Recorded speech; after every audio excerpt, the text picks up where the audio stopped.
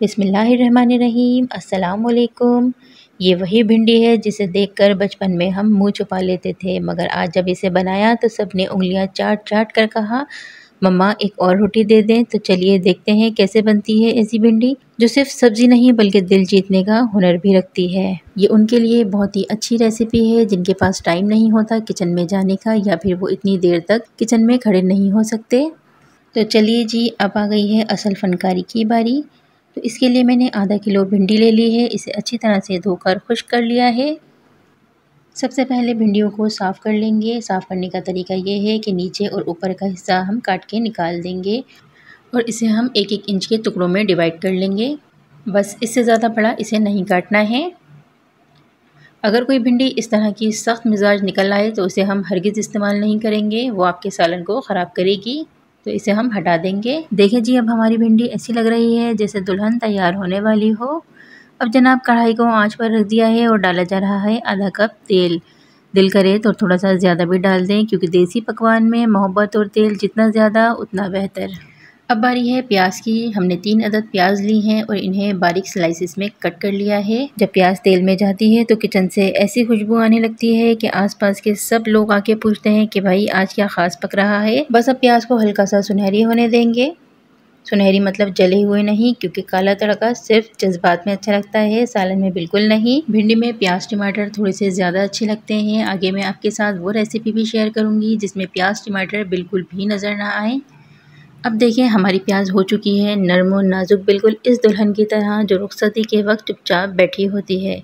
यही वक्त है थोड़ा सा जादू छिड़कने का। तो अब हम डालेंगे आधा चम्मच ज़ीरा।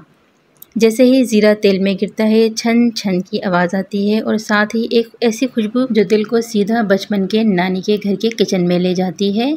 याद रहे ये छोटे छोटे मसाले ही तो हैं जो देसी खानों की रूह होते हैं। अब जनाब कढ़ाई में खुशबुओं का तूफ़ान आने वाला है। हमने डाला है 1 चम्मच भर के अदरक लहसुन का पेस्ट। बस इसे अच्छी तरह से भूनें। ये न सिर्फ जायका बढ़ाता है बल्कि सालन में वो दम देता है जो मेहमानों को कहने पे मजबूर कर देता है कि ये किसने बनाया है, हमें भी सिखा दें। अब आ गए हैं वो मेहमान जो सालन में रंग भी लाते हैं और मिजाज भी बदल लेते हैं। जी हाँ, हम बात कर रहे हैं 3 बड़े साइज़ के खूब सुर्ख रंग के टमाटरों की। इन्हें बारीक चॉप करके प्यार से डालें और चम्मच थोड़ा सा हिला लें, बस जितना रिश्तेदारों को मिलने के बाद हाथ हिलाया जाता है। अब जनाब ये वो लम्हा है जब सालन का असल किरदार दाखिल होता है। अब हम डालेंगे आधा चम्मच पिसी हुई लाल मिर्चें, आधा चम्मच कुटी हुई लाल मिर्चें, आधा चम्मच धनिया पाउडर और आधा चम्मच ही हल्दी पाउडर। अब इसमें आधा चम्मच नमक शामिल करेंगे। ये वो वक्त है जब हर मसाला और हर खुशबू एक साथ मिलकर कहते हैं कि अब कुछ खास होने वाला है। मसालों को प्यार से हिलाएं, बस इतना कि वो तेल में घुल जाएं और खुशबू से दिल बहक जाए। ये वही वक्त होता है जब किचन में खड़ा इंसान खुद को बादशाह महसूस करता है और सालन कहता है आज तो वाकई कोई माहिर आया हुआ है। अब जब मसाला खूब भुन गया और इसका कच्चापन दूर हो गया तो बारी आई है शानदार हरी भरी देसी मलका की। जी हाँ, भिंडी। इसे प्यार से नरमी से सलीके से मसाले में शामिल करें। ज़्यादा चमचा ना चलाएं वरना भिंडी नाराज़ हो जाती है और अपना सारा लेस जला बैठती है। बस हल्की आंच पर थोड़ा थोड़ा चमचा चलाएं ताकि जायका भी संभला रहे और नरमी भी बरकरार रहे। ये वो वक्त है जब भिंडी कहती है अब मैं मसाले में घुल रही हूँ और हर निवाले में अपना रंग दिखाऊंगी। अब भिंडी को प्यार से चम्मच में लेकर ज़रा सा चेक करें कितना लेस बाकी है, क्योंकि लेस है तो तकलीफ़ है, अगर लेस ख़त्म तो मज़े की भिंडी का आगाज़। ये वो लम्हा होता है जहाँ सब्र, आँच और थोड़ा सा तजुर्बा काम आता है। अगर लेस ज़्यादा हो तो थोड़ी देर और पकाएं, लेकिन याद रहे ज़्यादा चम्मच ना चलाएं वरना भिंडी का मिजाज ख़राब हो सकता है। जब लेस ख़त्म होने लगे तो खुश हो जाएं, क्योंकि आपकी भिंडी अब तैयार हो रही है ज़बान पर जायका छोड़ने के लिए। ढककर हल्की आंच पर थोड़ी देर के लिए दम पर रखा है, बिल्कुल वैसे ही जैसे दिल के रिश्ते वक्त और तवज्जो मांगते हैं। बस 2 से 3 मिनट के लिए कवर करके इसे दम पर पकाएंगे ताकि भिंडी भी गल जाए और टमाटर भी सॉफ्ट हो जाएं। ये वो वक्त है जहां भिंडी से नज़र बिल्कुल भी नहीं हटानी है, क्योंकि अगर भिंडी का दिल जल गया तो सारी मेहनत धुआं हो जाएगी। ये डिश सिर्फ 15 से 20 मिनट में तैयार हो जाती है। चलते फिरते हंसते खेलते आप इस डिश को आसानी के साथ तैयार कर सकती हैं। बस थोड़ी देर में वो लम्हा आने वाला है जब आप खुद कहेंगे क्या खुशबू है, क्या शान है। अगर आप भी उन लोगों में से हैं जिनको भिंडी का नाम सुनते ही मुंह में पानी आ जाता है तो ये रेसिपी सिर्फ आपके लिए है। कुछ लोग कहते हैं कि भिंडी बोरिंग होती है, लेकिन जब तक वो इस तरह की मसालेदार भिंडी नहीं खाएंगे उन्हें असल मज़ा क्या मालूम। फिर से इसे 2 मिनट के लिए कवर करके पकाएंगे हल्की आंच पर, ताकि भिंडी में जो थोड़ी बहुत कसर है वो भी पूरी हो जाए। देखिए कैसे हर टुकड़ा भिंडी का मसालों में डूबा हुआ है, कढ़ाई से सीधा दिल तक जा रहा है।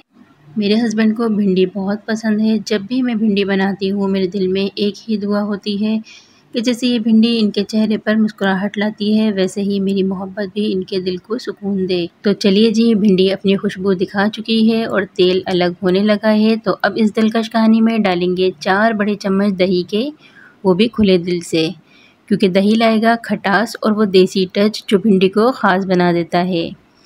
बस अब दही को इतनी देर तक हल्की आंच पर पकाएंगे कि दही की सफ़ेदी ख़त्म हो जाए।